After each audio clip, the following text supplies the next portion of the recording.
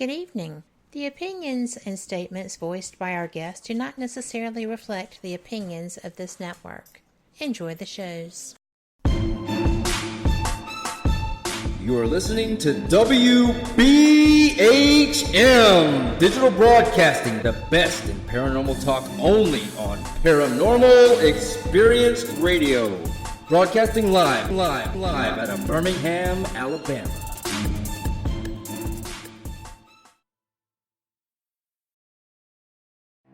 Headline edition, July 8, 1947. The Army Air Forces has announced that a flying disc has been found and is now in the possession of the Army. Army officers say the missile, found sometime last week, has been inspected at Roswell, New Mexico, and sent to Wright Field, Ohio, for further inspection. Now, historic films made in the spring of 1948 and just released show Eniwetok preparing for heavily guarded and still largely secret tests of new atomic weapons. The test's purpose is to measure atomic effects on thousands of different materials, 30,000 tons of them, not, as at Bikini, to prove military effectiveness.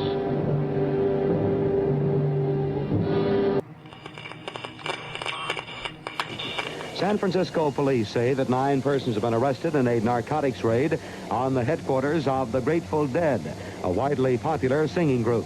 2 members of the group, Rod McKernan and Robert Weir, and their business manager, Danny Rifkin, have been booked on suspicion of possessing narcotics. 3, 2, 1, 0. All engine running. Liftoff. We have a liftoff. 32 minutes past the hour. Liftoff on Apollo 11. Tower cleared. We got a roll program.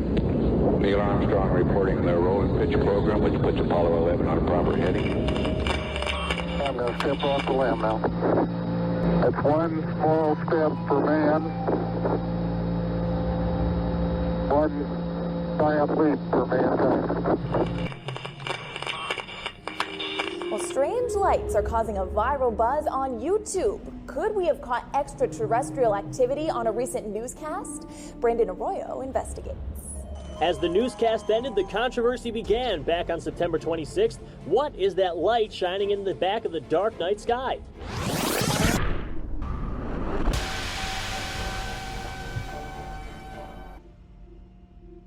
With coverage reaching all the way back to 1948, for over 70 years, Fate magazine has brought you reports of the strange and unknown, all of them true.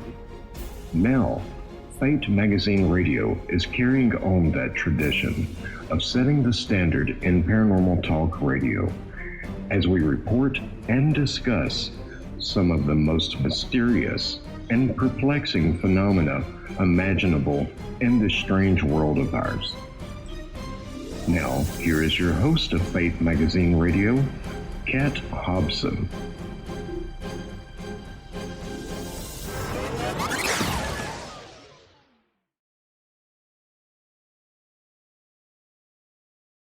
Good evening.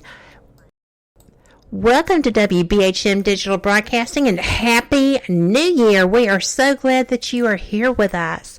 This is our first show of 2020, and I've got to tell you, if I were going to pick somebody to start it with, this is the one. Dr. Rita Louise is one of my favorite people. We have a lot of the common interests. She is absolutely brilliant. She is a medical intuitive. She is a clairvoyant. She is an author of, I believe now it's going to be 6 books. And I can't wait because her newest book is something that I think, based on my listeners and just general conversations over 50 plus years and being intuitive myself, I think everybody has experienced this to a degree. No matter which role you are playing in a relationship, everyone knows what this is. So it's going to be awesome. But before we go any further, I know that I have mentioned it, and I'm going to again.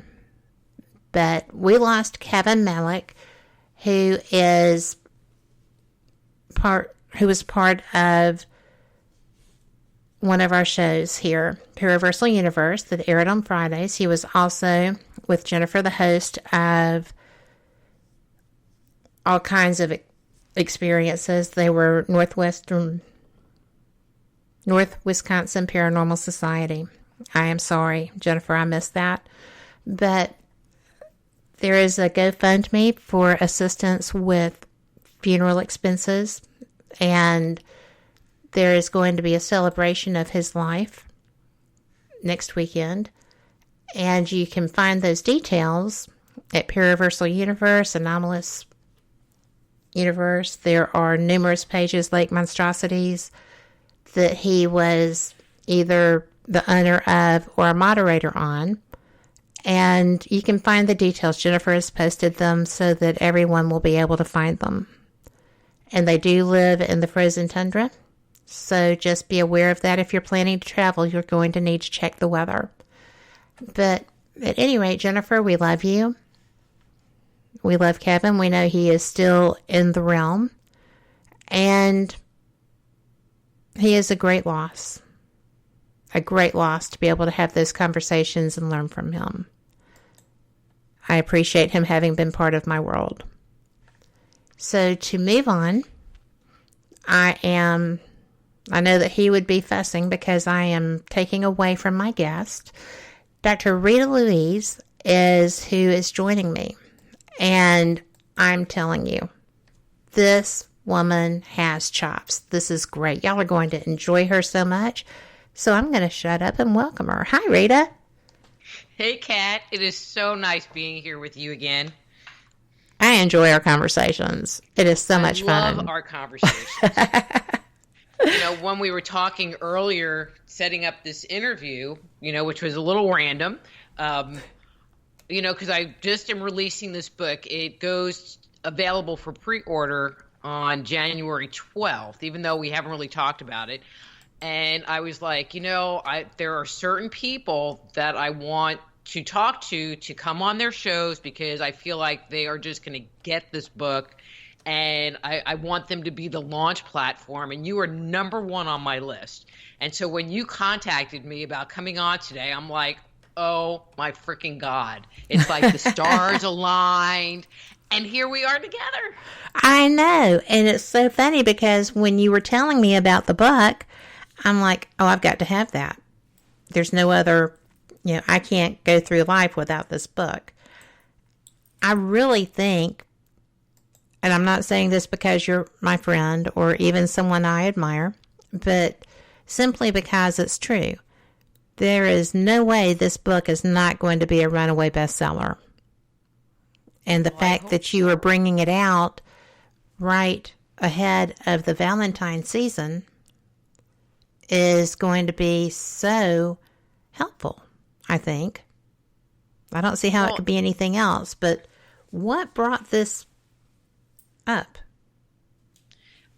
And I will address that, but okay. I just want to make one quick commentary. Astrologically speaking, there's been this mega cycle going on with 2020 being the year of completion. And so I think it's even going to be more powerful because it's going to give people the insights and tools to finally complete and work through their own inner journey. So that's my 2 cents on it. Anyway. Well, I've been working on mine and it's crazy. It's always crazy. So I think, because we haven't even said the title of the book. So the title of the book is The Dysfunctional Dance of the Empath and Narcissist. And what the book looks at is how many individuals find themselves in repeated cycles of toxic relationships and helping them to understand what's going on inside and around them so that they can break the pattern. They can break the cycle finally and maybe find true love, which is what Valentine's Day is all about. I am so overwhelmed by just the thought because people do get stuck.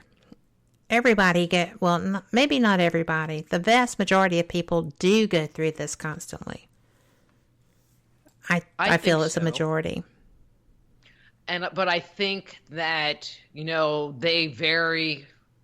I think people get tired of each other and are, what is it, Brooks and Dunn, the something of husbands and wives. Pride is the chief cause for the decline of husbands and wives. And I think that that's such a true statement. Why people don't stay together, but then you take it to a deeper level where there's actually abuse, whether it's physical abuse, mental abuse, financial abuse, that infiltrates into the relationship and just makes it be dysfunctional, and that's really more. I mean, everybody is going to benefit from this book, I think. Well, but, go ahead. I'm sorry. I was just going to say that everything else you've written has been, health and healing, ghosts, ancient mysteries. I mean, you cover such a broad spectrum of knowledge. And I just found it interesting that you went to a book about childhood traumas and relationships, and especially empaths and narcissists. I did actually make sure that I shared this show in the empathic community. Good. Thank you. I thought that would be people that could benefit from that, because a lot of times people don't even know how to shield at the grocery store, much less in a relationship. Mm-hmm. So this is the first time I'm going to be sharing this piece of information on air. So it's a little even scary for me. I'll protect you. It is. I mean, it's not scary, but it brings up shame, and when you're talking about your life and you're talking about your deep, dark secrets on air, it's kind of like, but I mean, in my life, I've had multiple abusive relationships. My sister would say our family put the fun in dysfunctional. Mm-hmm. And I never could understand why I couldn't break out of it. And so the last major relationship I had was a person who either was a full-blown drunk, although I don't think so. He maybe had narcissistic personality disorder, like clinical, or he was a schizophrenic. I never could put my finger on what exactly was going on. And it was interesting. We were talking a little bit about synchronicities.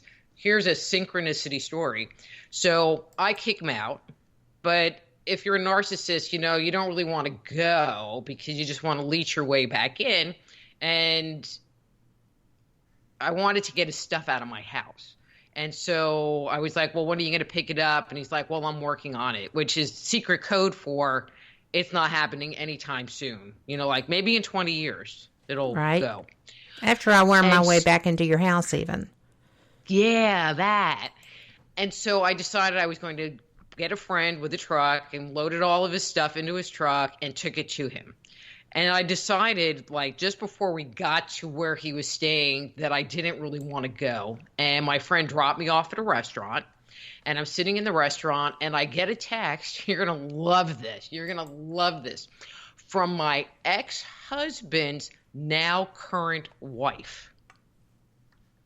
Get out. And so she texts me and says, I've been seeing these patterns in X, and, I was wondering if I could talk to you about them. Well, I've only ever spoken to this woman once at a wedding. And it was kind of like, okay, now I'm intrigued, because he and the guy I was just getting rid of were kind of similar in a lot of ways. And so I get on the phone with her the next day, and she's like, he's a narcissist. And she's talking to me about this stuff, and it was like this giant Band-Aid of my life got ripped off. And I could just see this pattern of yuck, just yuck. Mm-hmm. That went back to my family of origin. And that's when I was, you don't even realize it. You just think it's normal. You just think this is my life and this is how it's going to be. But I was determined that I wasn't going to have that anymore. And I needed to find out what I needed to do to change it and educate myself. And so this book, it's not a memoir. It's a book of discovery. And so it's like people are going through my journey, even though it's not written in first person, to healing themselves, this whole mental evaluation of who am I and where did I come from and how the heck did I get here? Yeah. And then what can I do to get out of it? That's the key question. Mm-hmm. That's the $64,000 question, as it were. But I am just mesmerized because we've got Sherry in chat saying that her 20s were a mess as far as men went, with abusive and complete drunks. And that is pretty much it. And she met her husband when she was 32. And her entire life is different now.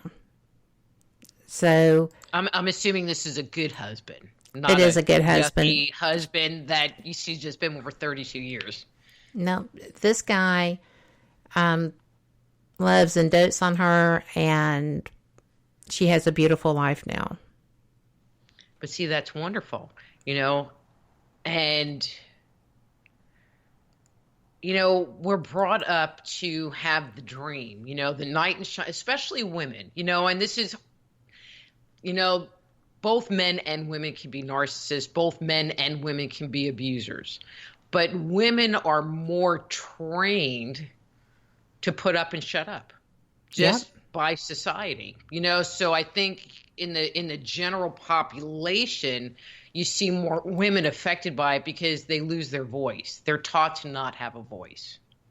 And you put up and shut up. And it's like, well, I'm married to him, so now I have to do what it takes to keep the marriage together, because that's what we're taught. I mean, I don't know what they teach guys, but that's what women in particular are taught. It's your job to hold it together. Well, absolutely.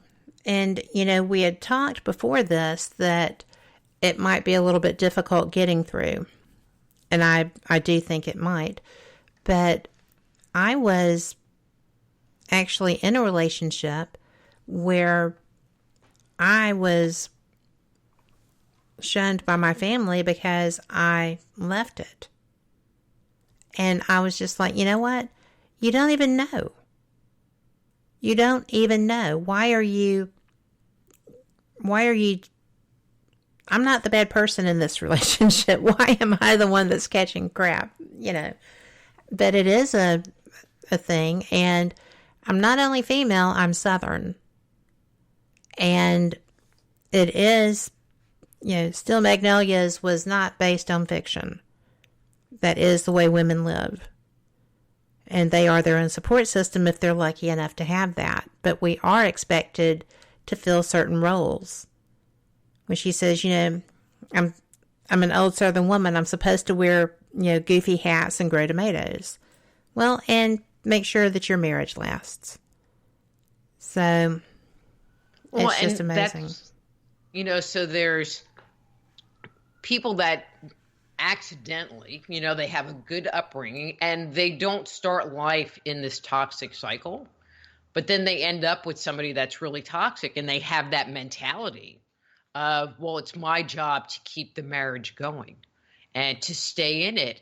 And so they put up with a lot. And, the whole thing is just hard to talk to and talk about. And then there are people that have been in those situations and it can be very triggering for them because of their life experience, so it becomes a very delicate topic to discuss.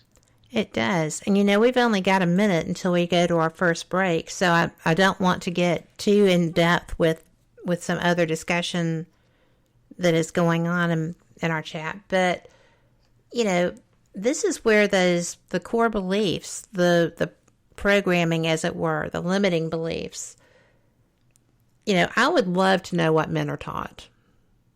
I know what I taught my sons, but that was reactive. I would really like to have an idea of that, but we're going to go ahead now and go to our first break. We will catch you on the flip side. We'll be right back with Dr. Rita Louise. You're listening to WBHM Digital Broadcasting, The best in paranormal talk, only on Paranormal Experience Radio, broadcasting live out of Birmingham, Alabama.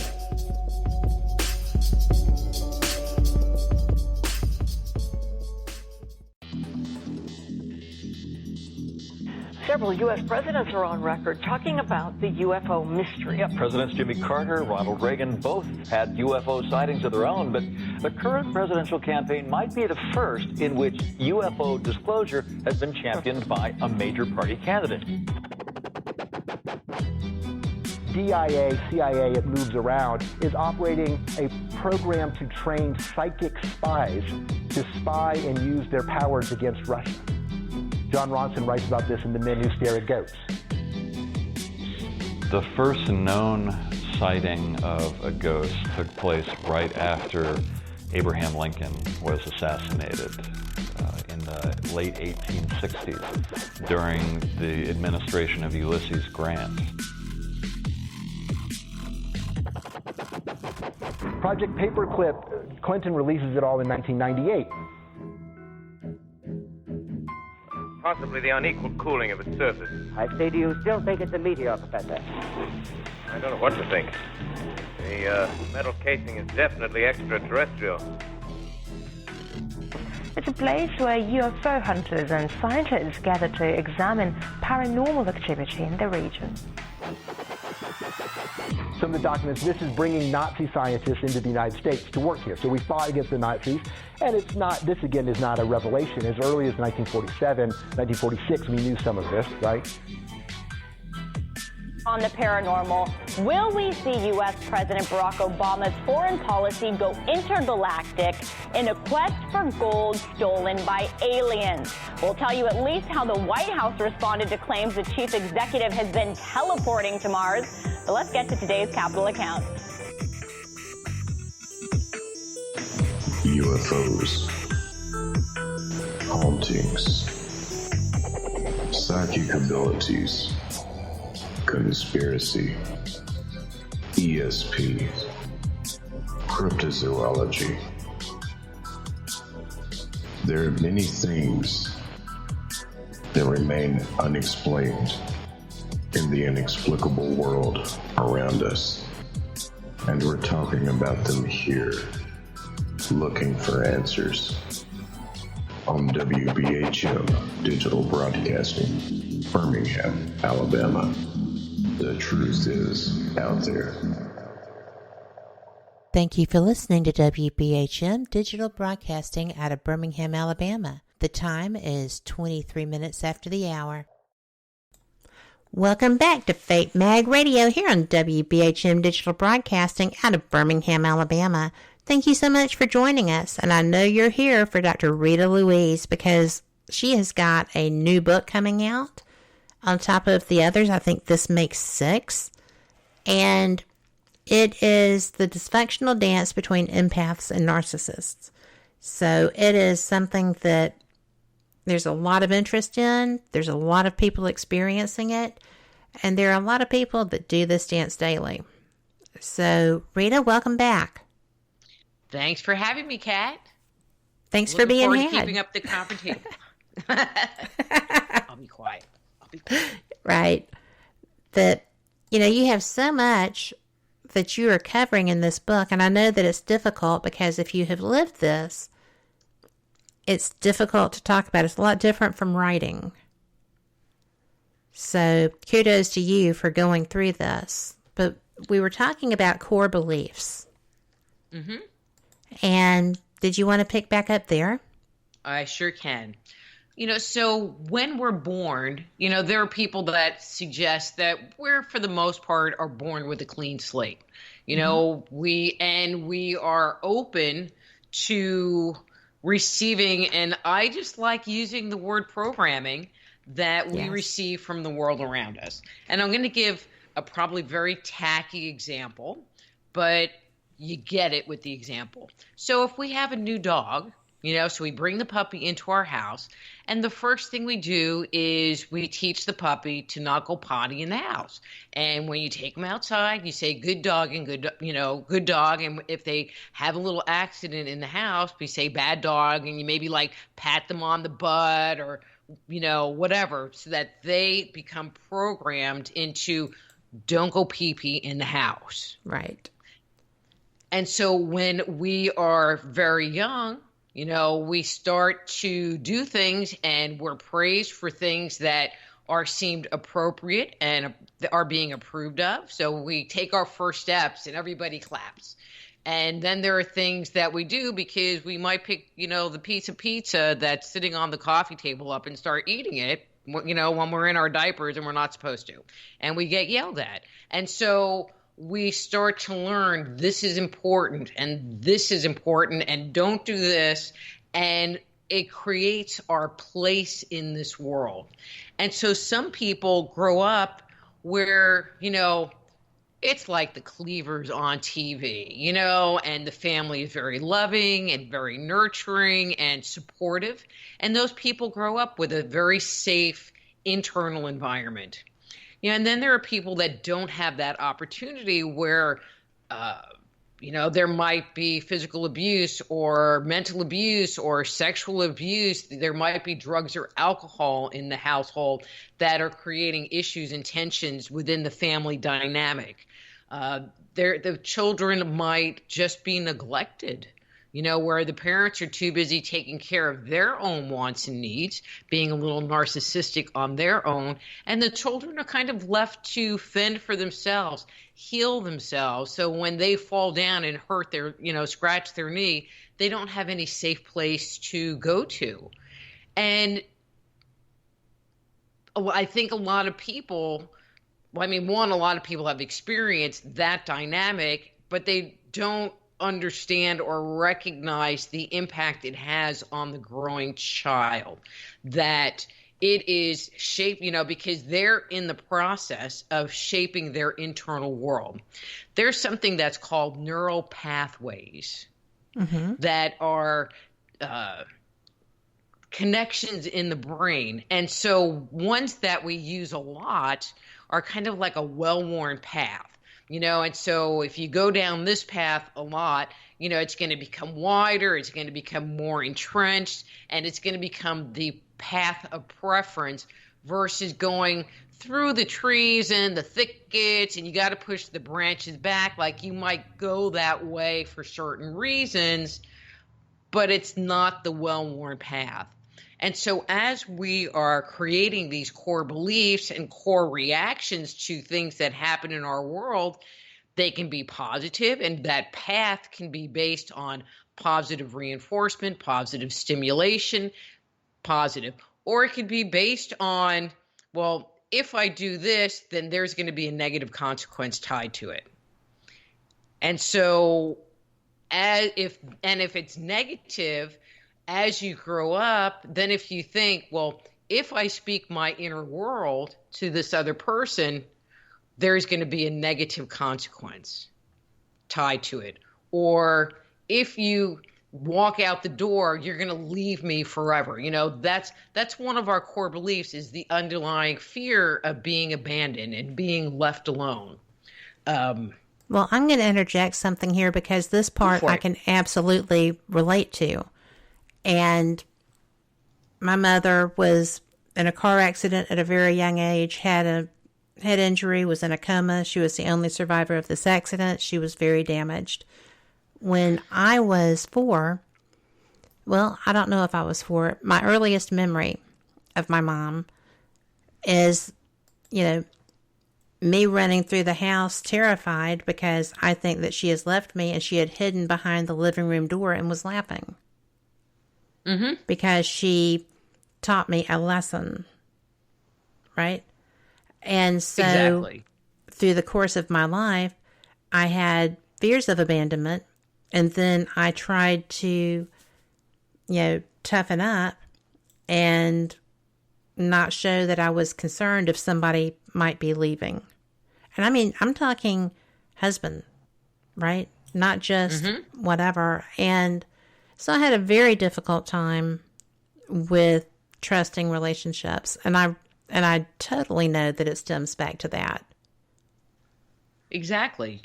And there are, all right, I have to sit here and count. 1, 2, 3, 4. There are 5 primary forms of core beliefs. There's abandonment. There is dependency, where we are literally dependent on other people taking care of us. And not that there's anything wrong with you, but there's the whole, well, I don't know how to do it, or I can't do it. And so you kind of inadvertently get other people to step up to the plate to take care of it, and like in the healthcare industry, it's like, well, you need to lose weight, but they can't do it because they think somebody else is supposed to do it for them, which is kind of an example of that dependency mentality. Defectiveness, that's one of my personal favorites, where you think you're too fat, or you think you're too stupid, or you think you're too ugly, or you think you're a loser, or the myriad of really ugly, negative things that you can think about yourself, because on some level you think you're broken and unlovable because of it. And then the two that really kind of fit in with the empath and narcissist combination, one, and the technical term is called subjugation. Many people might know it by its more familial term, which is people pleasing. Yes. Where I will do these things for you because if I don't do them, you won't like me. And so I might give up of myself, like there's a piece of bread on the table and, somebody says, well, can I have it? Well, the people pleaser might be really hungry and might really want that piece of bread, but they'll give it up because if I take it for myself, there might be a negative consequence. They might leave me. They might not love me. They might, whatever their internal meter goes to when stuff like that happens. And then there's the other one. And, when I first started writing the book, I really didn't get this one, but it's the core belief of entitlement. And the core belief of entitlement is what people who are narcissistic, and I want to clarify that everybody has a little bit of narcissism in them, because we have to take care of ourselves. And, unless maybe if you have the dependency thing going on, maybe not them so much. But people that are narcissistic kind of take it to another extreme where they don't really have empathy and they're more concerned with having their needs met versus thinking about or caring about what anybody else's needs are. And so, the people pleasing. So individuals that are empaths tend to fall into that people pleasing. If you're an unhealed empath and have inner wounding, and we can talk more about inner wounding, which is critical in this conversation, they can fall more into that people pleasing where they just want to give, and their empathy makes it so that they can feel that this person is hurting or this person's energy shifted, and so now they're reacting to the change in the vibe in the room, responding to it, which is what gets so interesting for empaths, where the, and so they're willing to give, while the narcissist just wants to take because they're just all about them. And so it just creates, this interesting thing. It's a perfect storm. It's a perfect storm. And so the more you have that empathic, people-pleasing, inner wounding core beliefs, because these core beliefs are not positive. It's okay to have a little bit, but if it's taken to an extreme, now there's something, and I don't really want to say that there's broken, but it's broken. It is broken. Because you have to know, you have to be willing to heal, and to do that, you have to do a lot of work. And a lot of people try to self-justify on why they don't do it. It's too expensive. I don't have time. Nobody will help me. And if you want to live the best life you can, you find a way to get that work done. Mm-hmm. But it sure does take a lot to get there. With the people-pleasing core belief in particular, because really this is what's driving their relationship space. This fear of, if I don't take care of you, you won't love me. And there's variations to that core belief, but that's a pretty good one there. I would say. And so it drives them to doing this, and it makes it so that the dynamic becomes imbalanced. And one of the biggest things for them is that they don't have the ability to say no. True. And that's what makes them be wounded. I shouldn't say broken. It makes them be wounded, because there's something that's not working correctly. And so to address this whole thing and kind of pull yourself back together so that you can be whole is to really start looking at what's going on inside. I'll stop there. Because I can just keep going. Well, it's okay. I mean, because most of the time, I think that empaths, first of all, being empathic is a gift. And when you learn to cope with it and learn to shield, it's a glorious gift. You can help people. You can intervene. You can, recognize someone who may be needing intervention. But if you don't learn how to take care of yourself as an empath and protect yourself, then empathy can be very damaging. And I find a lot of times, like the empath groups on Facebook and some of the other places, everybody is bemoaning the fact that they are empathic. They can't stand to go to Walmart. They can't go to the grocery store. They can't, do whatever. And I'm like, shield. Learn to shield. It's not difficult. And, you have empathy because you're supposed to use it, not be used by it. And I find that people who are in relationships they can't break free from, or that they are used and abused in, tend to be living in the victim mode of an empathic person. Do you think that's true? But here's the interesting thing. So I agree to a certain point. I think that some people are born more sensitive than other people. Okay? So and I'm just going to use that as kind of a baseline. But, all right, so I did a survey on Facebook in an empath group that had like 25,000 people in it. And asking if, what was their childhood experience like, And so these are people that self-proclaim being empaths. Right. And, what did they think? They had a good upbringing, bad, really looking at this childhood experience. Over 85% of the people that responded, I got 1,300 responses, stated that they were all survivors of abuse. And so the reason I was asking the question was, did they develop the empathic ability, that they already started off sensitive, but they developed the empathic ability so that they could read the people around them to help keep them safe.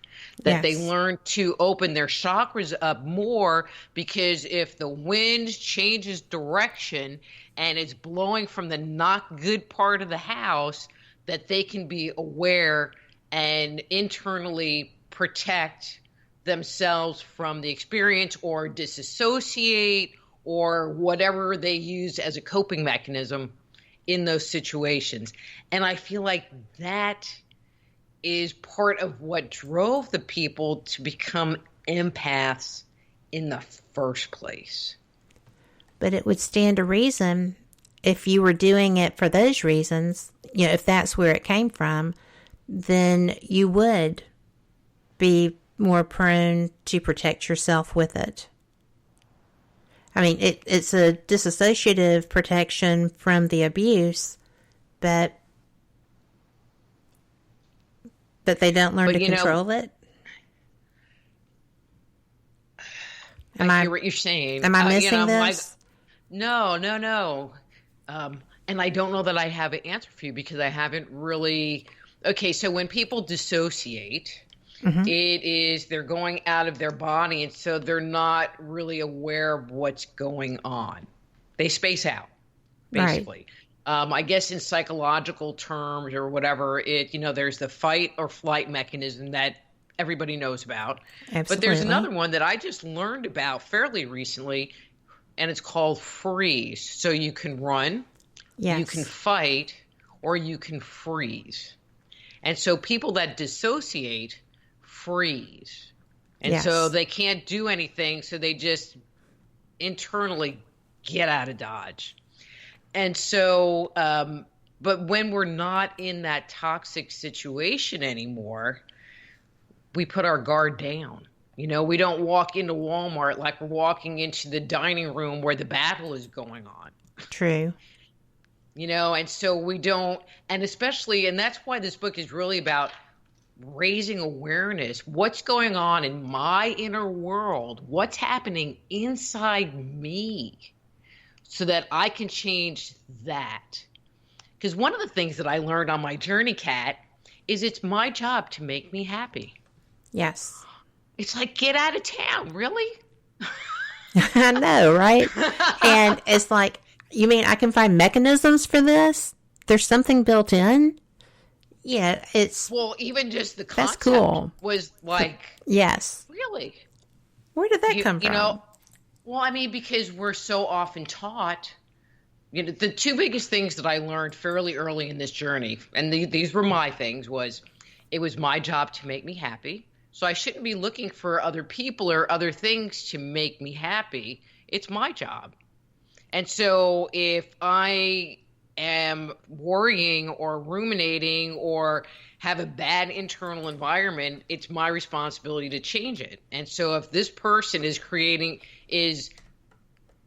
making it so that my internal world is bad, then that person has to go away because they're messing with my internal world. And it's my job to make that a good place.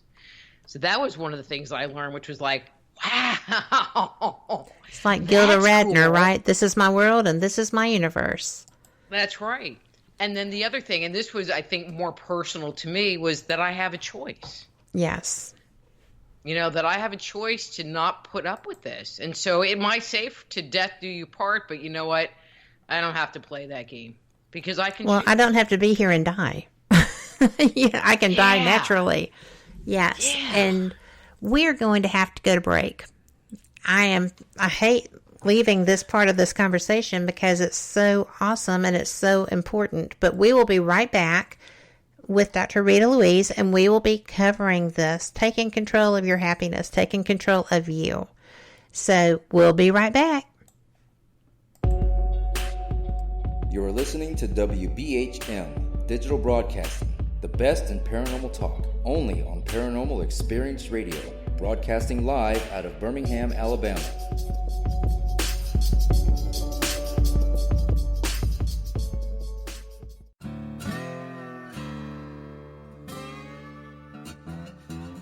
Oh, come on. I'm Southern, but...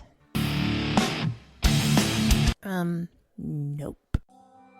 That'll do. Hello.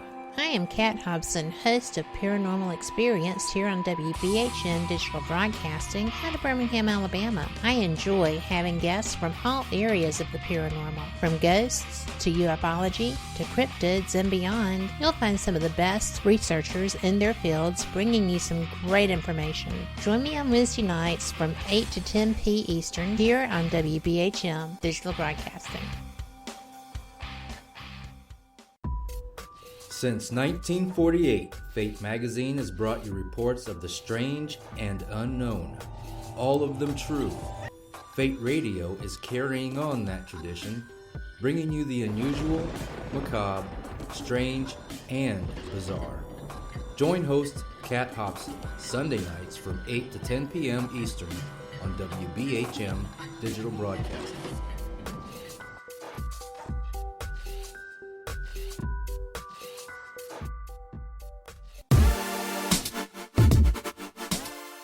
Listening to WBHM Digital Broadcasting, the best in paranormal talk, only on Paranormal Experienced Radio, broadcasting live out of Birmingham, Alabama. Thank you for listening to WBHM Digital Broadcasting out of Birmingham, Alabama. The time is 45 minutes after the hour.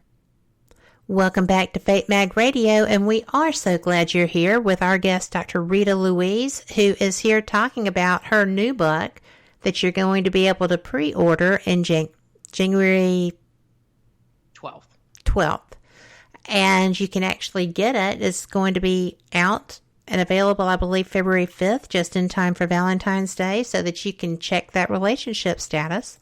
But in all honesty, it is to educate yourself, and it is the dysfunctional dance of empaths and narcissists.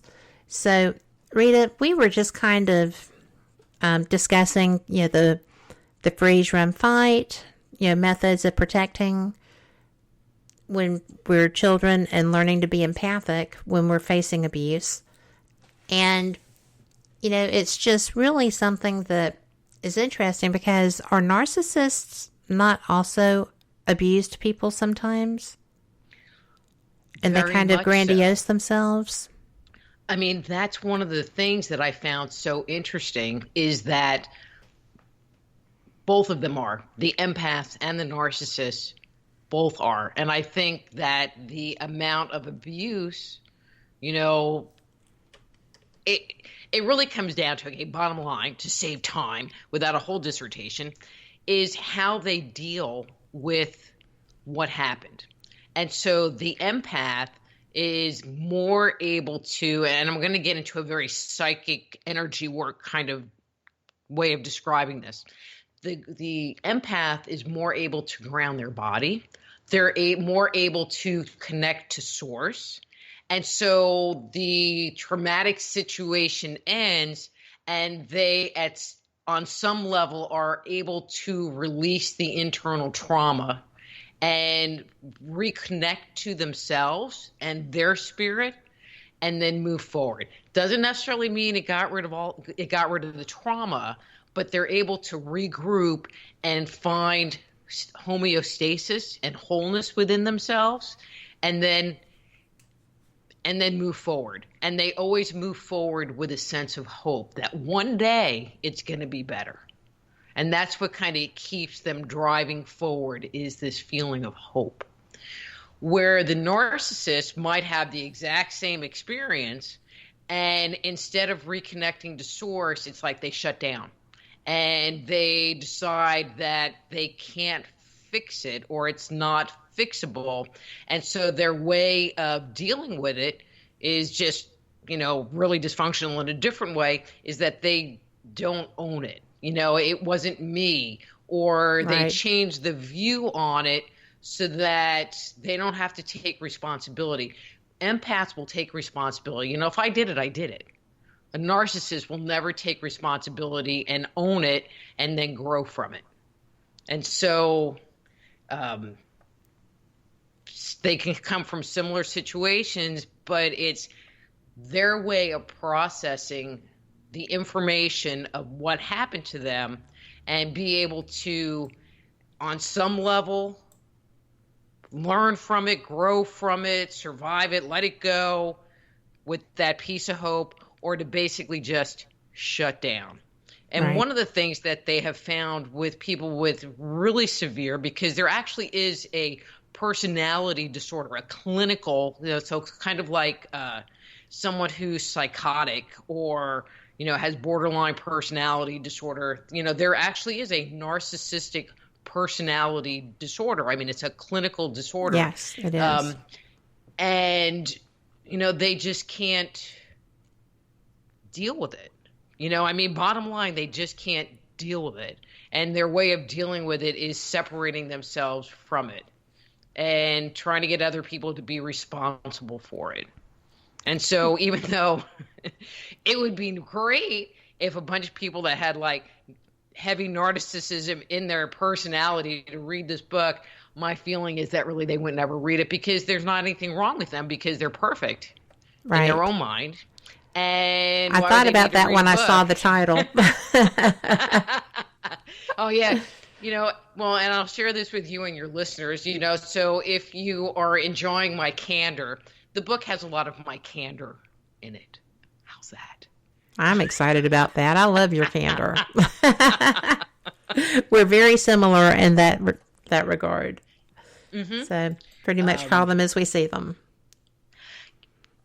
From an external place, it really is a sad place for people, that are narcissistic or, are severely narcissistic because they don't want to look. There's so much fear of looking at their own stuff, where people that tend to be more on the empathic spectrum, and especially ones that have experienced a lot of trauma in their lives, are much more anxious and eager to figure out what's going on and fix it. So even in that way, they're on the opposite ends of the spectrum. Well, absolutely. And, when I was younger, I had both sides to a degree. The empathic was a lot stronger, I think, but the narcissism and not willing to accept responsibility for things, because when I was a child and an adolescent, there was so much happening that wasn't in my control that I couldn't see how I could be responsible for it. Right? So as I got older, I still, bad decisions. My bad decisions are because of my background. It's not my fault. Right? So then as I got even older and was struggling to become a responsible adult who was doing the corporate thing and whatever, it was a real struggle. And I finally learned, in fact, I shocked people in my work environment, because if I screwed up, I had a boss that tried to get me to blame the receptionist for one of my mistakes. And I said, no, it was me. And I talked to the person affected by that mistake. And I said, you know what? My bad. I didn't do this. This is the result. It's an inconvenience to you. It'll be taken care of by morning, and my apologies. It was insane that my boss had a problem with me saying that to this employee. And, so it was like narcissistic for me.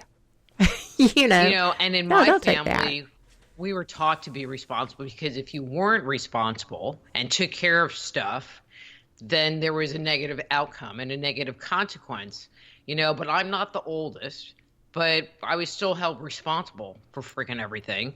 And so my personal experience was, and this is my line, all the responsibility, but none of the power, because I had no power to change any outcome.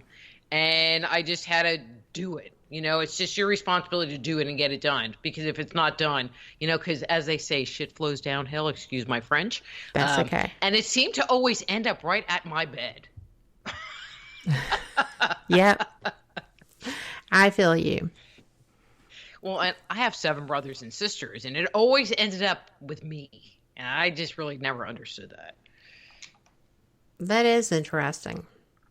Well, and people that know me, they just assume that I'm the oldest. And it's like, I'm not. I'm the third. Oh, so right in the middle there. Yeah. Ish. I don't know. Yeah. Ish. Yeah. 4th would have been dead center. But, and you have no idea why that was the situation? Even today? Well, I was in my family. So one of the other things that happens in a family dynamic are family roles, and so if the family is dysfunctional, you take on characteristics. And so they are like the caretaker, the good boy, the problem child, the mascot, and the invisible child. I was the problem child. And so if there was something going on and they had to blame somebody, I got blamed. And so they could take all of the issues of the family and all of the issues of the what was going on and just give it to me and let me be responsible for that too. And so, I made the comment that I was the bully. Well, I was the bully because no one listened to me, and they would push me around, and, and then I would get violent because I would be so overloaded with energy. Yes. And, and then because I, am the scapegoat, I now was the violent one and had to go to counseling because there was something obviously wrong with me. And, but Kat, I have to tell you, I left my parents' house when I was 17, and I have never acted the way that I acted living in that house. And it's not that I worked to change something or fix something, or that I had like violent urges to go beat somebody up. Nothing. I'm like, well, where did that go? I thought I was violent. I thought I was hostile. Well, you may have been hostile, but that doesn't necessarily take you to violent. You may still have had moments of hostility, right? I was a hitter. I was a hitter. I was definitely a hitter. But I wasn't even hostile. That's cool. And it was like, holy crap. This is the real you. This is me. It's me without all of their energy, because empaths are like little psychic sponges, and they pick up all the energy and then walk around with it. And it was me without all of their toxic, energy in my space. And it was like, oh, this is actually pretty good. I'll take this, I right? can actually be a human being. Ooh. And live in my own space and not need to kill anyone. Pretty much. Pretty good day. Okay, I wasn't quite that bad, but yeah. No, but much. I know. But, that is a good thing. And did you accept yourself that way? Did you feel comfortable there? What, not being hostile and violent? Mm-hmm. Well, it was interesting because I had moved out of my parents' house. When I was 19, I moved to California. And it was just like one random day, I just was kind of thinking, I'm like, you're not hostile or violent. I mean, it was just kind of like, and I guess even at that point in time, long before I became, psychic and all that stuff, there was just this deep understanding that it wasn't my junk.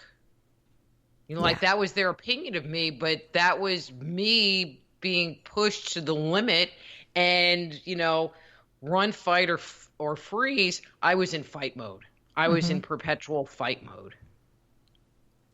I would never hit that and stay there. That was interesting. Yeah, I think most people wouldn't understand that about me or think that would be true. Yes.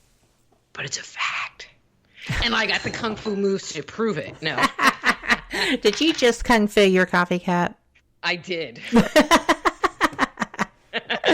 That's fun and funny. But, we've got about a minute and a half before we go to our top of the hour break. And the questions that we have in chat for you are going to really need to wait until after that, because they're where we're actually moving it when we come back.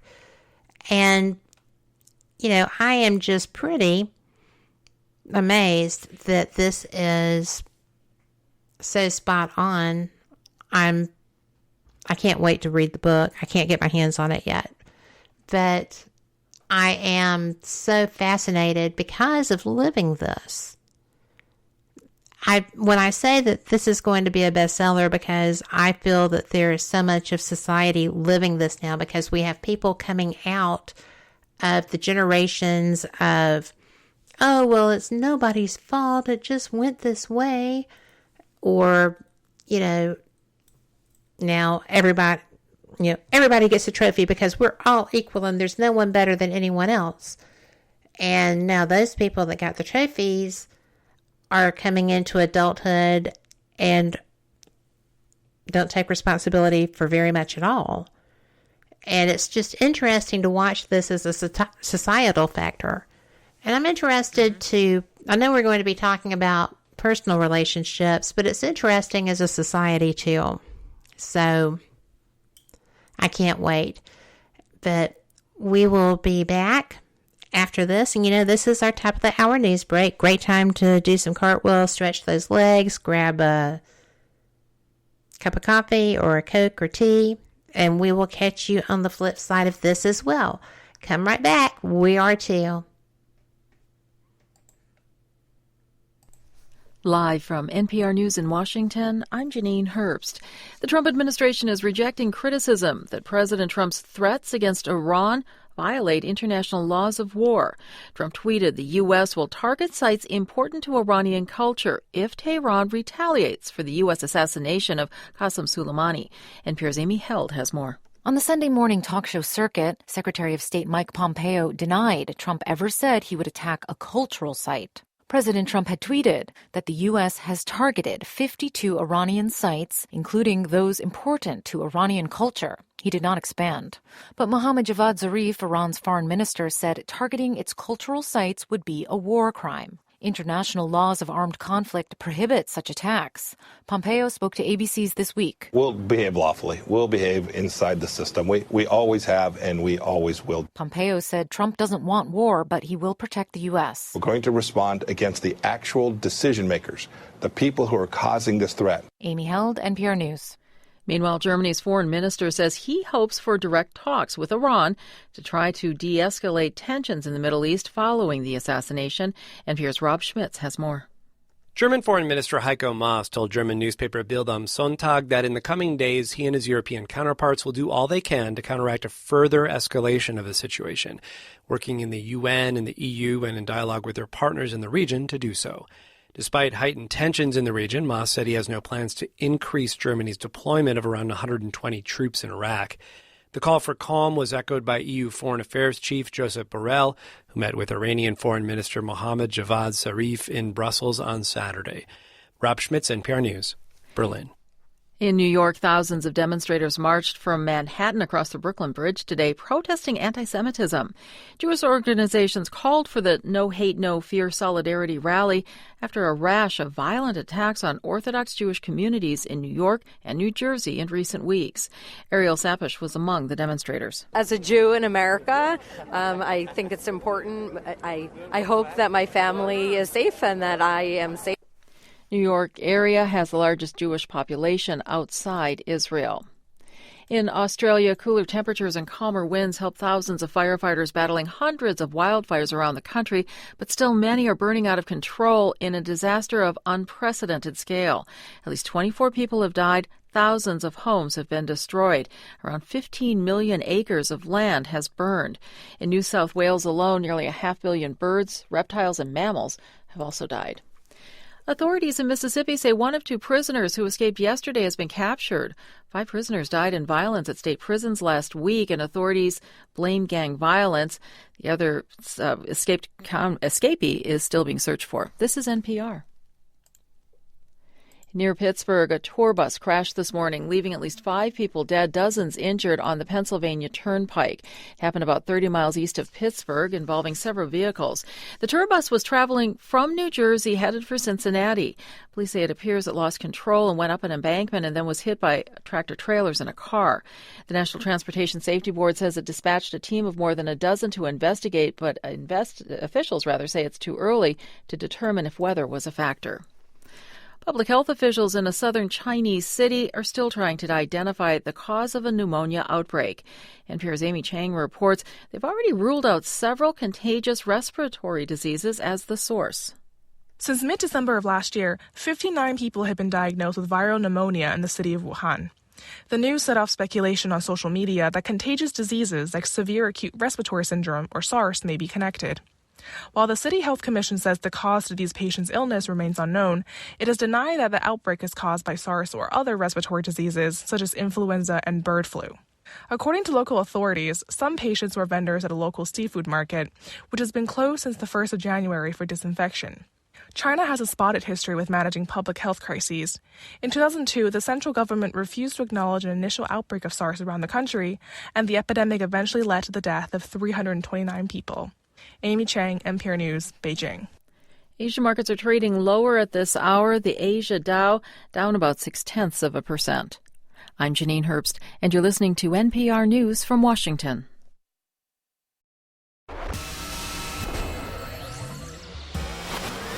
You are listening to WBHM Digital Broadcasting, Birmingham, Alabama.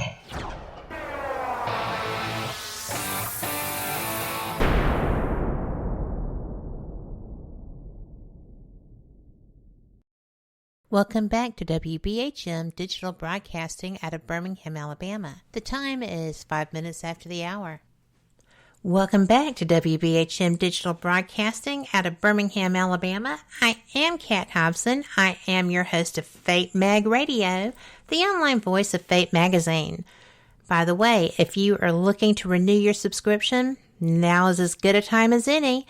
After the show, you can go to fatemag.com and you will find places to do that as well as get back issues. It's amazing. Phyllis has done a fantastic job and is putting together the newest edition. So it's going to be rocking and rolling. Fate Magazine, the voice of all things strange and unusual since 1948. How cool is that? So you are listening to Dr. Rita Louise. She is my guest, and we have been having such a great time. We're discussing her new book. It's actually pretty amazing. The Dysfunctional Dance of Empaths and Narcissists. So, welcome back. How are you, Rita? I'm great. I had a lively break, and I'm ready for part 2 of our fun conversation. Well, this is, and it's so interesting because, you know, you kind of generally have covered a lot. And, you know, something that I think we're about to get into is, well, first of all, there's a question. And is that okay? Mm-hmm. Okay. Sherry wanted to know, have you had bad experiences after you left home, like bad relationships, etc.? And I wanted to let her know that your doctorate is in psychology. So actually, my doctorate is in natural health counseling. Oh, I'm sorry. I thought it was psychology. I'm a naturopath. Yes. You know, but I've been doing counseling work for a lot of years. Well, my bad. I apologize for having that family, wrong. But I won't tell you how old I am. So, so I'll just say a lot of years. And, yeah. And so is the question about having those relationships after leaving my family of origin? Was that kind of the gist? That was pretty much it. Have you had bad experiences, like bad relationships, etc., since you left home? Right? You know, I'll start here. So I've been married 4 times with boyfriends in between that were just pieces of work. And although I am going to say, you know, 3 of them were bad and 1 of them passed away, and he was one of the best. And yeah, no, not good. Not good at all. Some better than others, but, you know, not good, not happy, you know. And I think that was one of the things that I figured out was, you know, I'm doing all this stuff and, you know, supporting these men and doing all of this stuff for them because, you know, like there's the, what is it? The letter. What's that book? I want to say Scarlet Pimpernel. Is that where they have the big A on their shirt? It's, oh my goodness, I think it is. But it's anyway, a Hawthorne book, isn't it? I don't know. I tried to listen to it on tape, and I couldn't make it past the first chapter. So because it didn't talk, I wanted to talk about adultery, and I'm like, who cares about this guy on some boat? But anyway, that's funny. You know, but I have a big R that I wear on my chest, which says responsible. And then there are people that have a big P on their chest. That means procrastinator. And so for me, it seemed like I attracted every procrastinator, loser on the planet that just let me take care of everything and be responsible for everything, including all of the finances. You know, and then if I would try to get them to step up to the plate, that would be met with a lot of opposition. Right. All the responsibility, none of the power. Played out over and over and over again.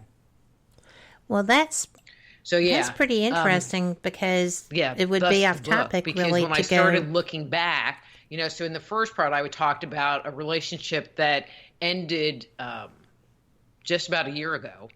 And I spent time looking back at my previous relationships, and it was kind of like dysfunction, dysfunction, dysfunction, dysfunction, dysfunction, till I got to my family. And it was like, whoa.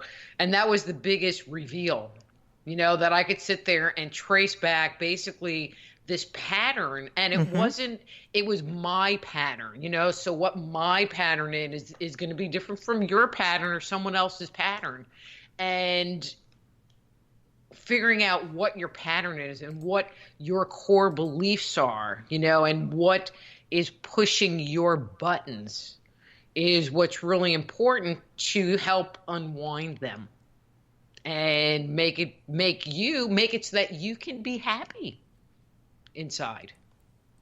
What a concept. It sounds so simple. Maybe not so simple to do, but it sounds simple. It does sound simple. And it really takes commitment. So I'm involved with a gentleman right now, and, he had, after listening to some of my stories, a very happy and healthy upbringing, even though his mom was kind of narcissistic, but still very happy and healthy. And at first he was like, well, you should just let it go and get over it. And it's like, right. Easy stuff. Yeah, right. It's like, I'm going from point A to point Z in a microsecond. And there might be some mental thing going on in the middle. I go, but I have no clue. So I can't let go of it because, and people that haven't had this experience, they might go, oh, well, you guys are just psycho and stuff. But you can be a very well-functioning person in society, and be successful and write 6 books and, be whoever, and all of that is good until somebody pushes a button and triggers the button. And everybody has triggers. Yes. And they're all different and they're all individual, and it might be because I'm too heavy. And when I was a kid, my parents tried to get me to lose weight. So if there's commentary about, how big I am, or I try on a dress that I should fit in because it's a size 12 and it doesn't, but it's really because it's a really small size 12, which is really a size 10, but it's marked size 12. Where I'm going with that? Totally. So does every woman in America, because men's clothes aren't sized that way.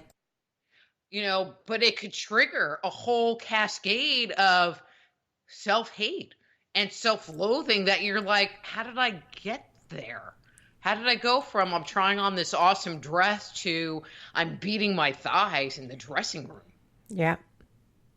Not that I've ever done that. Of course not. I cannot see any way that would happen. No relation to that at all. Doesn't resonate. And so, when you're dealing with, and so part of the book is about helping you deal with the triggers, because that's when all hell breaks loose internally. But it's really about helping you recognize that you might be in an abusive relationship in the first place, because people that are abused, especially if it's not physical abuse, but it's more mental abuse or verbal abuse or neglect. Neglect is huge and it's insidious. It is insidious. And many times you don't know it's going on at all. Well, I wish I had this in hand. I'm going to have to make sure I print this out. Don Miguel Ruiz, in his book, The 4 Agreements, I was reading that like right before the Band-Aid got ripped off. And one of his statements, and I wish I had the quote in my hand because, I sat in my kitchen crying. It said something to the effect of, people will tolerate an abuser up to the point that they abuse themselves. And if the person abuses them more than they're willing to abuse themselves, that's when they'll get rid of them. Yes. And it was kind of like, holy crap. What is that saying about me? What is that saying about my life and the stuff that I've tolerated? Absolutely. Other than I'm a freaking saint. But well, I don't know, about that. But yeah, I've put up with so much crap, Kat, that it's just like, and then they leave, and it's just like, I just put up with 3 years of this crap, and now you're going because I don't really want to put up with your crap anymore, which is why they're going, because absolutely, because you're not going to allow it. Yeah. I posted something the other day that says, be careful what you tolerate. You're teaching people how they can treat you. Exactly. And it's really an interesting concept to me. And I did that. I saw that right before New Year's, and I thought, you know what? I never make New Year's resolutions, but yeah, there's some situations that I am not going to play with anymore. And I just kind of had to let that go. And when I did, it was not nearly as upsetting as I anticipated. I thought I was going to be devastated, and not so much. Mm-hmm. So see, that's good, but you already had made the decision, yes. and made the internal shift to whatever really is going to happen. This is what's going to happen. Yeah. So it's cool, but working on this stuff can be really scary. It is scary. Because you're dealing with your internal world and your crap. And, then if you get into a relationship with someone down the road and you're developing this awareness, now you have to deal with your internal crap in relationship to the new person. And that whole dynamic, Well, and it's funny because I find myself almost thinking, boy, maybe I should deal with this in a way I'm accustomed to, because this is scary. And yeah, or just continue to, now I'm more of a freeze than run, because I decided running was unproductive and to my detriment. But, I just think that it's easy to see yourself slipping back into that mindset. You have to really guard against it until it does become habit. Well, and if you go and you do it the old way, then you are just going down that well-worn path again, and it is possible to create new neural pathways where you don't automatically decide, I need to get out of here. Like, I'm kind of just like, well, I just want to run away. Okay. But like, I own my house. I'm not going to run. Where am I going to run away? But internally, to the basement. I just want to run away. Yeah, pretty much. Well, yeah, I mean, the basement, but yeah, but I mean, I understand that. And I actually did, I had to make a conscious choice. Exactly. But that's to not do word. that. But that's the operative word. Yes. Conscious choice. Mm-hmm.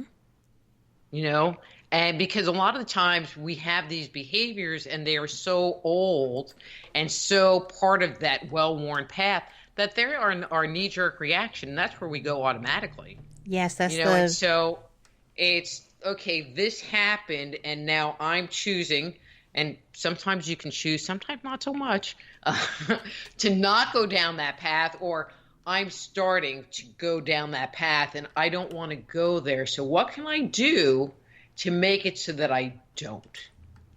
To kind of short circuit that knee-jerk reaction to have a more healthy response to what's going on. And I'll tell you, miracles can happen. Yes. Yes, right. They can. So, And since thank we're heavens. sharing, thank God, since we're sharing dirt. So this new relationship, great guy, super great guy. And so he keeps butting up, or I keep butting up into my own crap. And so something will happen. And so at first it was like I just wouldn't say anything. So, and actually I'm going to back up a little bit. So we can tell that our inner world is messed up and we're not in the present moment. Okay.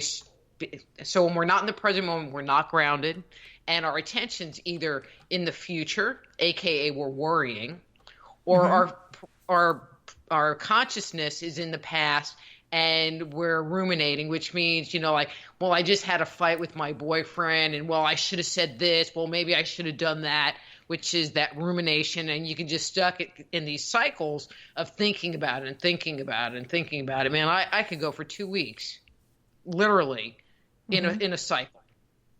And so one of my bads that I'm working on, which is way better, and people always sit there and look at me, but it's communicating my inner world.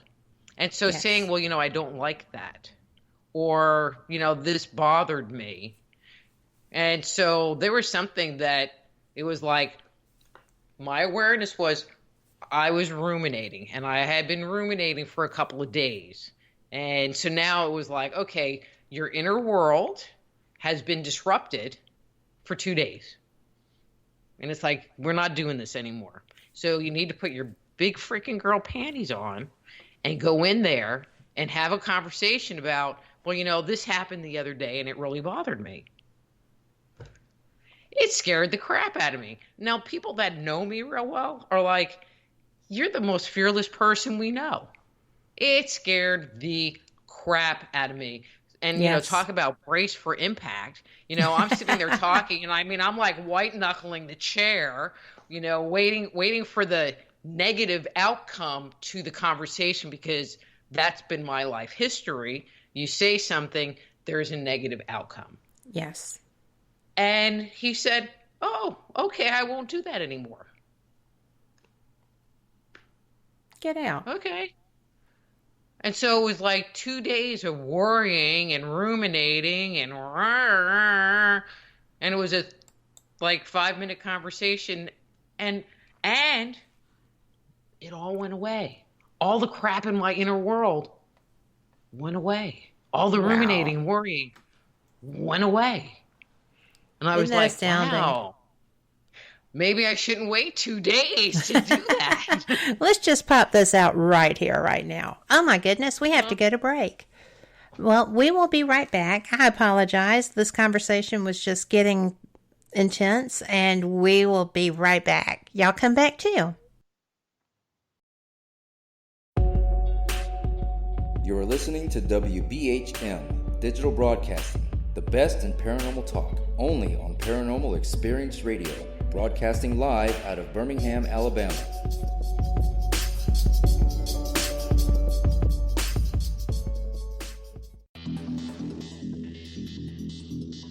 Several U.S. presidents are on record talking about the UFO mystery. Yeah, Presidents Jimmy Carter, Ronald Reagan both had UFO sightings of their own, but the current presidential campaign might be the first in which UFO disclosure has been championed by a major party candidate.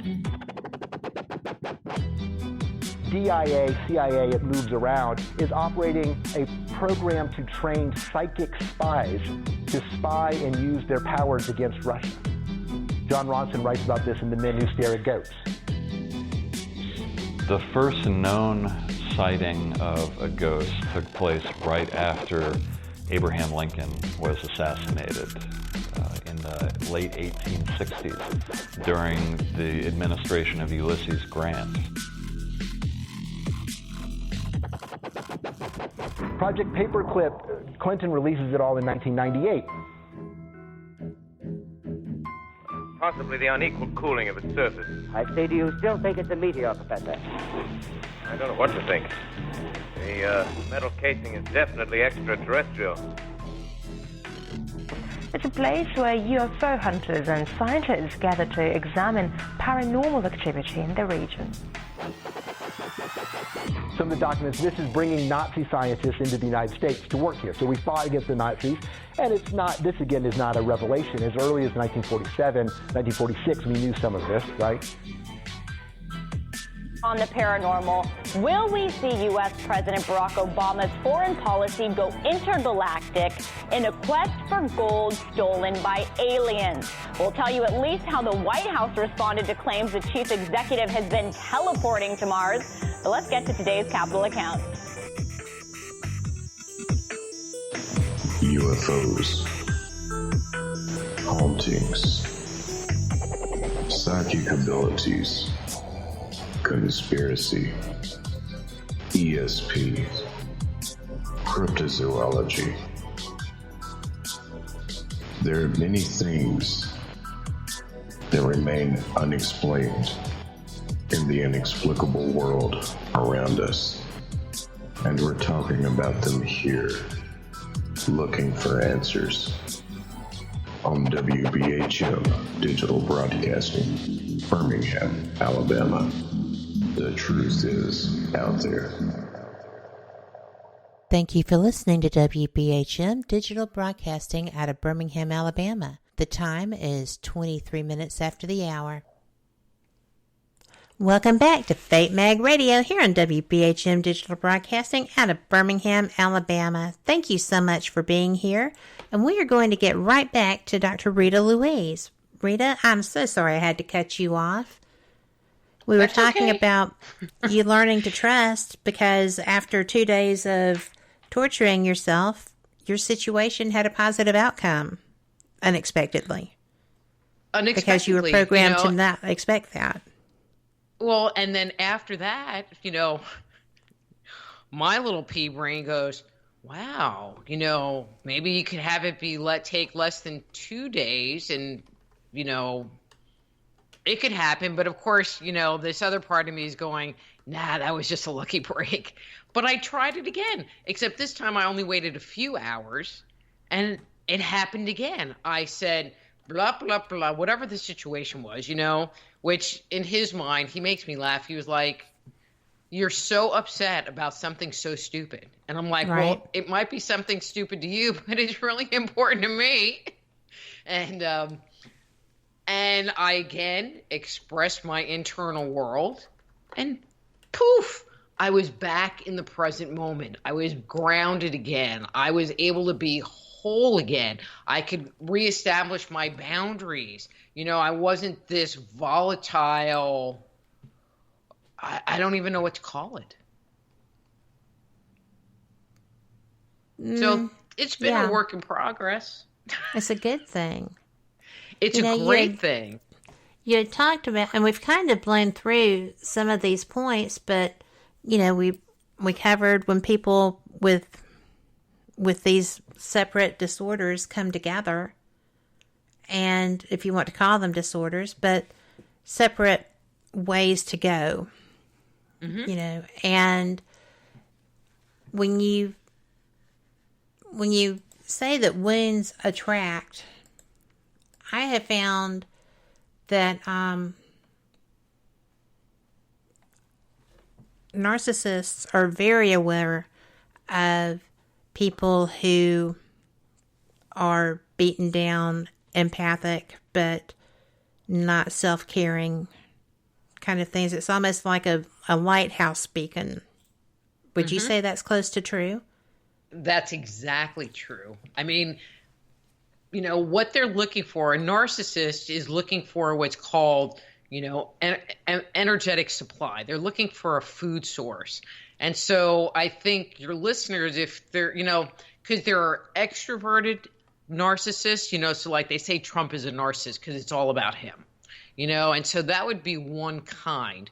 But then there are covert narcissists, which they actually are very self-deprecating, and they're the poor me and pity potty, and you sit there and you ask them, how was your day, and you get to listen to an hour of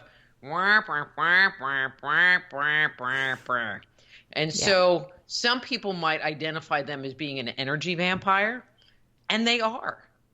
They definitely are.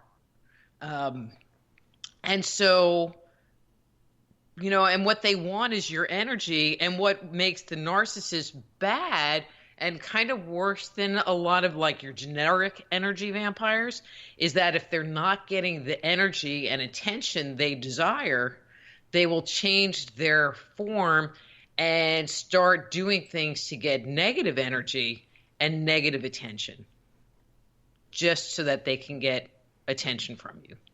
Yes. Which makes it be even more dysfunctional, and do things and then of course not ever take any responsibility for anything that happened. So, so like the guy that I was dating who was just not good, he would do weird stuff. I mean, he would just start a fight, just to start a fight about just something extremely random, and then you sit there and you talk through this whole thing. You think you have it resolved and he understands, this is where I'm coming from and I've just apologized to you 500 times and, it's never going to happen again. I didn't know you had these feelings about this thing and blah, blah, blah, blah, blah. And within 5 minutes, it's like they have no memory and they start back on the whole cycle again. That's one of the things that, some of them will do. Other ones will do things like they'll hide your stuff or they'll try to make you seem like you're crazy. The guy that I was with, true story. I had a pair of shoes. So I live in a big old 2-story house, and I had a pair of summer shoes that were on the bottom of the stairs waiting for me to take up. But I wasn't sure I wanted to take up, so they were kind of sitting on the bottom of the stairs for a couple of days because it was summer and I might want to put them on. Well, I came down one stairs one day and there's only one shoe there. So it was either me or him or the dog who couldn't pick it up because she was too small, or the ghost that got the shoe. And I know it wasn't me because I left the pair of shoes down there. Well, he didn't know what happened to it. He didn't touch it. He don't know anything about the shoe. And I'm like, and it makes you crazy because I knew he did it. And so, but he wouldn't admit it. And so I'm like looking under furniture and looking behind furniture and moving things around.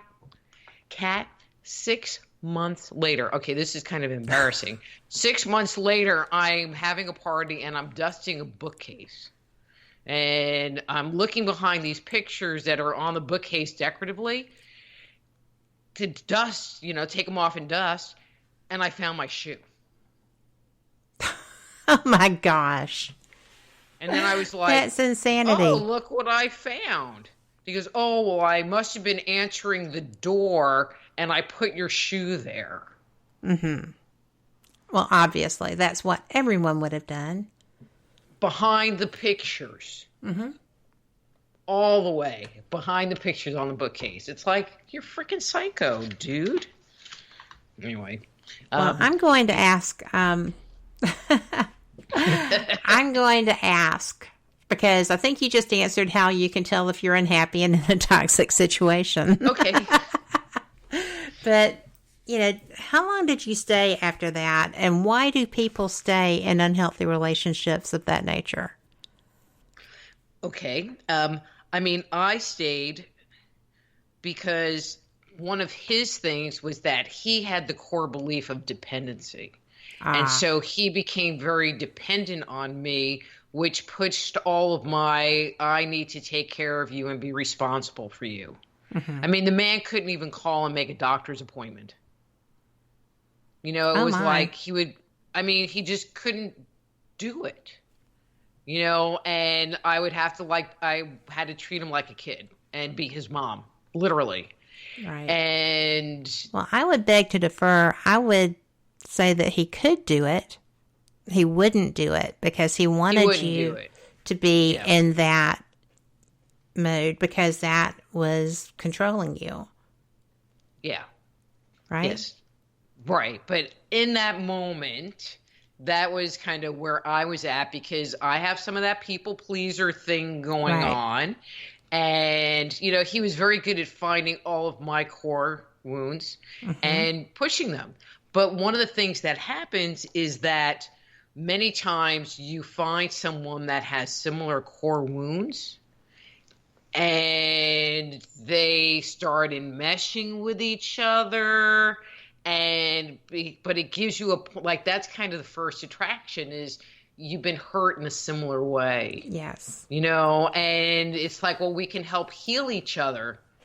At least that's what the empath, in their things, well, we can heal each other or at least help support each other because we're coming from the same place. Right. So it might start there, and with the narcissist, they start off with, it's like, they have a pattern.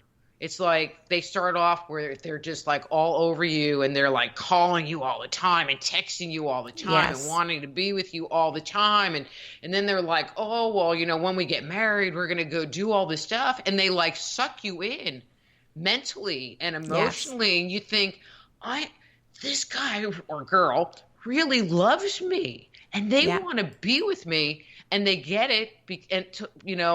And you buy hook, line, and sinker until you're stuck. And they're really good at making you be stuck. So, like, when things started falling apart with this one guy, his car broke. And he never got it fixed. So how do you kick somebody out of your house when they don't even have a car? They don't have a credit card. They don't have a job. I mean, what do you do with that? They don't have any friends. What do you do with that? Well,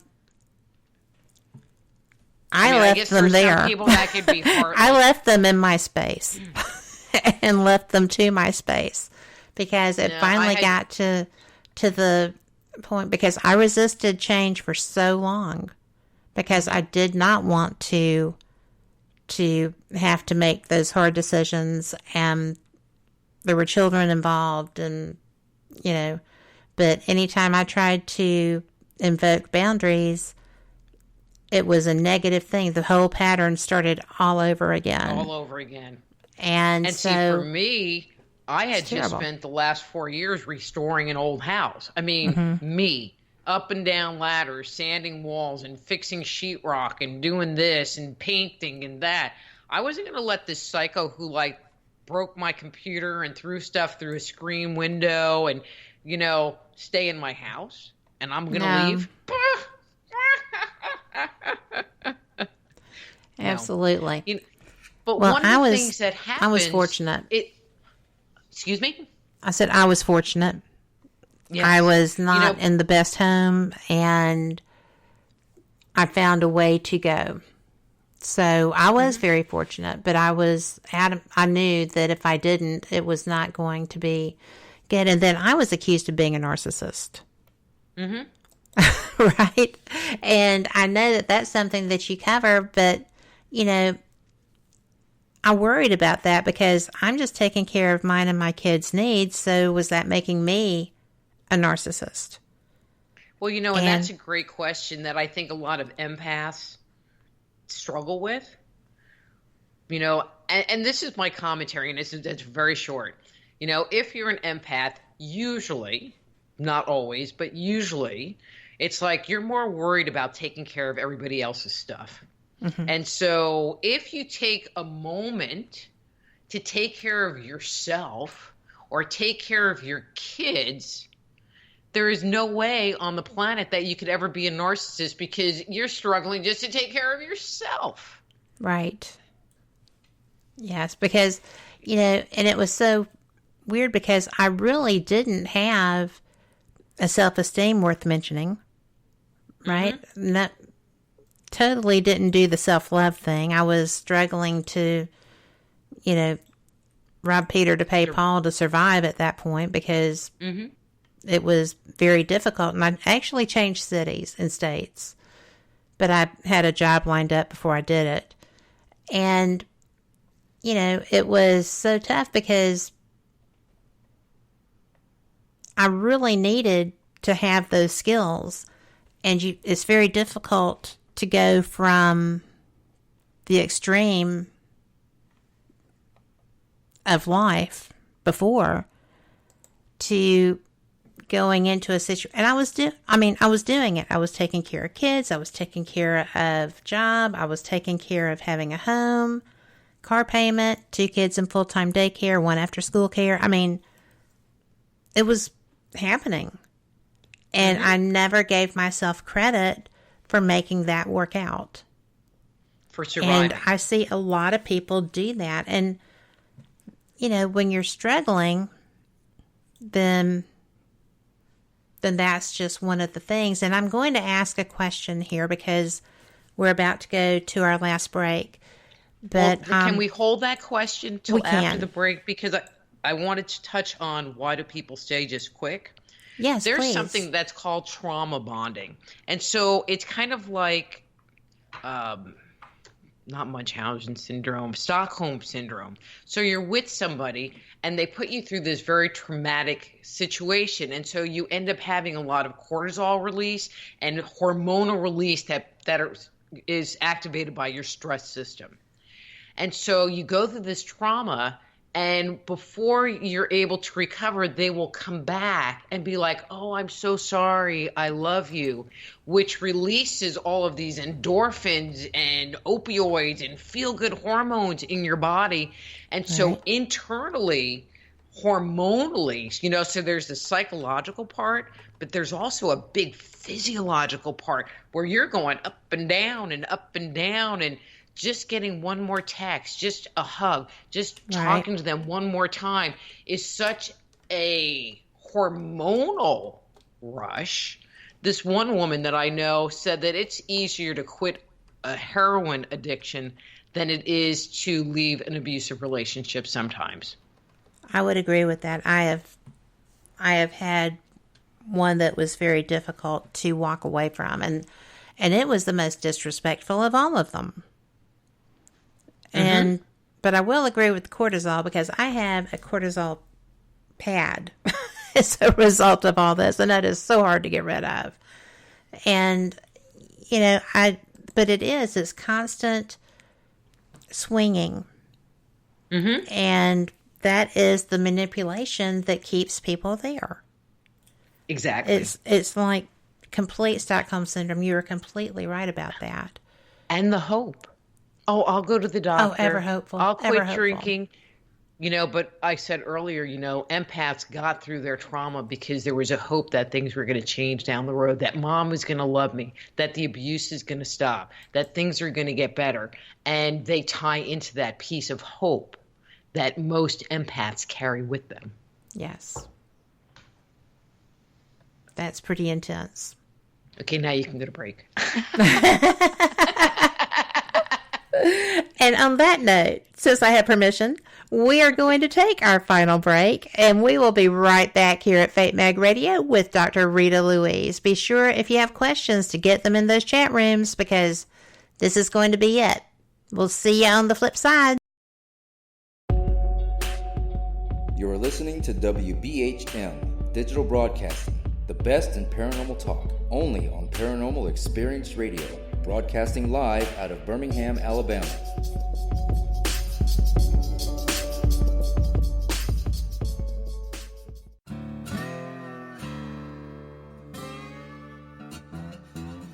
Oh, come on. I'm Southern, but... Nope. That'll do. Hello.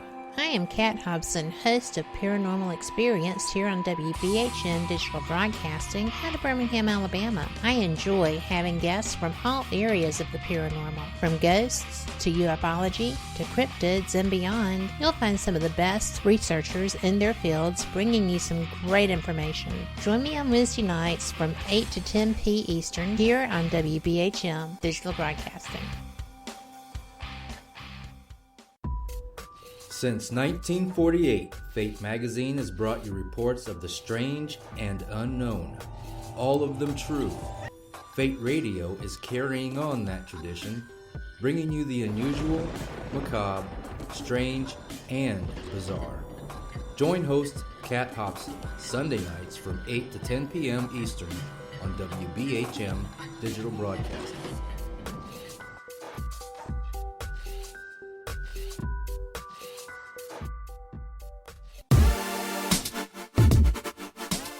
You're listening to WBHM Digital Broadcasting, the best in paranormal talk, only on Paranormal Experienced Radio, broadcasting live out of Birmingham, Alabama. Welcome back. You are listening to Fate Mag Radio, and we have our guest, Dr. Rita Louise, here. And we have some questions in chat that I want to hit right quick. And Mary wants to know, do you consider being an empath a curse or a blessing? And I had answered her myself saying that I consider it a blessing, but I do shield well. So, and I can go either way. You know, sometimes it's great because you get insights into really good and positive things. And then sometimes you have to go to Walmart and it's not fun. And I think for me, it's just understanding that this is just my nature and being prepared. Like going somewhere where there are a lot of crowds, I'm not good at it. And I will, if I'm with people, I'll just wander off. And I just, you know, so the word tether has become into my vocabulary. So I don't wander off. I just grab an arm or the back of a shirt and I tether like a balloon. Right. Because I know I will get overloaded, period. I know it. I can block as much as I want, but that's just what my body does. And I warn people, I'm feeling overloaded. And they're like, hang on. I'm like, okay, thanks. And it's all good. That is helpful. But you know what? I do that even if it's just the shopping cart. I don't let go and I don't walk away. Mm-hmm. So, and it's whether I don't often hold on to people because that feels weird. But I am attached to my cart. And if I'm just carrying a basket, that sucker is in a clinch. I hadn't really thought about that, but I do that. But see, a cart is a certain amount of protection. Mm-hmm. So I do a lot of trade shows, like when Whole Life Expo was popular. I mean, they would have like 12, 20,000 people come through the door, and I would have a booth doing readings. And what I found is that if there was a table between me and out there, I could protect that space and I was fine. But God forbid if I had to go to the bathroom or even worse, I wanted to get something to eat. I would always find somebody to go get me food because I could not navigate the line because I was not protected. So I'd bring food into the booth. You know, I'd go to the bathroom and I'd like put little blinders up and I would just walk really fast to the bathroom and go do my business and then go back to the booth. And it's like, oh, thank God. Thank God. Yeah. Because there was just too many people. That is a lot of people. But again, I understand that that's what my body does. And I just deal with it. I mean, that's the only thing you can do is deal with it and not have it affect you. You know, the funniest thing is that when I started doing shows, I started applying for press credentials to various events, and I was actually pressed for the very first Alien Con, where they expected 3,000 people, which I felt was probably manageable because it was small, speaking rooms. But they got about 10,000 people or more, and it was insanity. And I was like, uh-oh. Well, this is a lot of people, and I'm by myself. This is crazy. And I got through it because I had to. I was working. And I was meeting and speaking, and it was a great experience to be my first ever press event. That was astounding. And then I went to a couple of other events that were really big, and that was different. When I went knowing they were going to big, and actually one of them was my favorite event because of the number of speakers, and there were workshops and things of that nature. And I enjoyed every minute of it, but there were areas that I was just completely overwhelmed, and I had to steer away from them because it was a consciousness event, and there were a lot of people who had a lot better skills than me. Mm-hmm. So I was very cautious. But, it's really interesting. And Sherry had asked how does one shield? And I just picture myself encased in white energy. And I do pep talks. My sister-in-law taught me this, but when I'm walking out the door of a hotel room or office or whatever, I see myself and I was like, smile, it is showtime. And so I go into character. Right? And then I'm fine. And for me, it's like I don't even have any kind of procedure. But I think for me, it's really about an awareness. It's about, okay, you're going into this space, and this is what this space is going to hold. It could be better, but worst case scenario, this is what it's going to be, and where do I need to be to navigate this? So I don't know if this is a national chain, but I guess it must be Bass Pro Shop, where they have like hunting and fishing stuff. Well, I've come to learn that I actually really like fishing. Do you? Who'd have thunk? I do. Cool. And so we were in Dallas this weekend, and we went to the Bass Pro Shop, which is huge. And it was like going to PetSmart with the cookie bar, and you take your dog in there, and their eyes light up like, ooh, heaven. And we go in there, and there's like this whole giant room of just like fishing lures. And I'm like, holy crap. So that was a 3-hour experience. No doubt. However, they have all these like dead animals everywhere. They do. Stuffed. And I knew that because I had been in one once before. And I went in and it was like, okay, there's going to be the dead animals. And it's not that the animals are dead, but there's like dead animal spirit energy in that place. Yes. And some of them have bad mojo because they weren't clean kills and they weren't blessed. And I don't like it, And so, but I knew that this time. And it's like, okay, you're going to be around a lot of like bad mojo animal energy, which is even awful to even have to say out loud.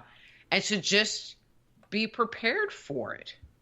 This is what you're going to go into, and just, if you start losing your space, just go, yes. Oh yeah, dead animal. Hey. Yeah. That's all you can do. Yeah. Just acknowledge, go by. And I sometimes just, like at funeral homes or cemeteries and stuff, I usually just throw a namaste in there. Because I mean it, and most of the people around here are strict Southern Baptists, and I know that probably blows their spiritual minds, but that's okay. It's all good. So, on Christmas, my kids came for Thanksgiving, and so we had this big Thanksgiving thing, and so basically it was my boyfriend and I here for Christmas, so we went fishing. So it's the new family tradition, fishing. And caught a ton of fish. And he was laughing at me because it's like we would catch a fish, but it's too small, and I would hold it up and I'd look in its face and go, Merry Christmas, and I'd throw it back in. And so then we would catch one that we were going to keep, and I'd pick it up and we would put it into the live well, and I'd be like, Merry Christmas, and it was just kind of like I just felt like every one of the animals that we interacted with, they had like a little Christmas blessing, and I think if you address the soul, whether it's another person or an animal, that, there's connection that happens. Yes. I would agree. But I don't know why I told you that story, but anyway. Why not? That's pretty cool. And, we're getting near the end of the show. And before we go another minute, I would like it if you could tell people how to get in touch with you. Sure.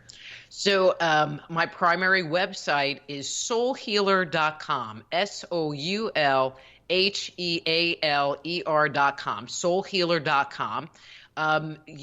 I've already set up a page where you can, and I'm going to say pre-order the book, so you can like buy the book, pay for the book, and then it would be shipped obviously later when it is available. It is available for pre-order on Amazon.com, BarnesandNoble.com in the print as well as ebook format starting January 12th, and will be available for, shipping on February 7th. But if you order it from because you can get free shipping from Amazon, so I can't do that. However, if you buy it from me and pay my regular shipping, it does come autographed always. Too cool. So. Definitely worth the price of shipping. Mm-hmm. I think it's priceless. Absolutely. How can you put a value on that other than shipping? Really quick. And it's not really my choice. You know what I mean? I know. People know that. People should know that. Now, before we go, one of the most important sections that I think people are going to be looking for in this book, are there things that you should look for, warning flags, red flags, warning signs, to run screaming out of the building before you get in a relationship with someone? Yes, and I'll try to keep this quick. I mean, one of the primary ones is, do they do what they say? So is there congruency? So if they say this, if I'm going to come over to your house and mow your lawn, do they actually come over to your house and mow your lawn? So is there congruency one side to the other? Or do you find that it really is all talk and no action? That's huge. Mm-hmm. All talk and no action. And then just seeing if they, they're congruent. But sometimes people will get into a relationship because they have their own stuff going on, and because they don't want to be alone, or they are financially insecure or whatever. And I think that that's also part of the whole thing of, do I like this person? That's kind of important. And then one of the traps that I found myself getting into because of my self-esteem and self-worth issues is, as far as I would look, is, well, they like me. Yes. And that's really all I cared about, was they liked me, and it really didn't matter that they were jerks, which is pathetic, but true. So you need to ask yourself, well, do I like them too? Do I want to be with them? Because if they come and they have zits on their back and they pick their nose and they got 10 screaming kids running around, you still might fall in love with them. But if your inside is going, you should go. Yes, quickly. Quickly. Run. Yes. I mean, because your gut will tell you. And you just have to listen to it and honor it and love yourself enough that you'll find somebody else and you'll meet somebody else that's just better. Well, you will. And you know what? Mm-hmm. Even if you don't, if it takes some time to get there, that's okay. It's just fine. I think that was one of the hardest things that I had to learn, was that it's okay to be alone. Mm-hmm. It's okay to just live me and my kids because we like each other. So, mm-hmm. And I find that people who have been traumatized have a hard time with that. And I did. Mm-hmm. And when the lights go out and the kids are asleep, it's just you. And you better like yourself. Exactly. Or at least be learning to. Mm-hmm. But sitting there and walking away from a relationship, if you're not happy, if your internal world isn't happy, if you are looking at the person going, ew, what am I doing? That's part of the process too, of just not staying. There was, and I can't remember who said, it was Lisa Romanoff, who said, the difference between a healed empath and a wounded empath that gets involved with the narcissist is that the a healed empath won't stay as long. So it's not that you won't necessarily meet narcissists or they won't try to like sneak into bed with you and create this relationship, but you have so much more discernment that you close the door a lot faster. Exactly. And move on to somebody that's more healthy. And that really earns a place in your life. Mm-hmm. And I know that sounds terrible, but nobody deserves to be emotionally abused or physically just to have someone there. Exactly. And that being said, we are out of time. I'm so glad you were here. I am so glad you called me. The synchronicity between us is sometimes very odd.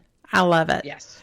And I'm very appreciative of that because we are very connected. So, pretty cool stuff.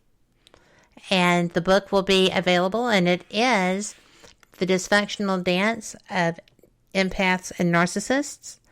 You can order it anywhere, January 12th. But you will not get it until February 5th or after, depending on your shipping. So, Rita, thank you for being here with us. It's been fantastic. And I just wanted to let everyone know that we are back. All shows are going back on schedule.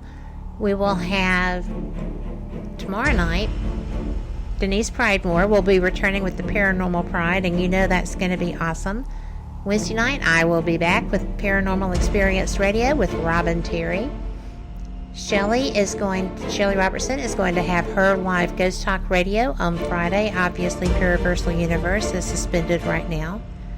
And then on the 12th, I will be back live with June Lundgren on Fate Mag Radio. And we are the online voice of Paranormal Experience.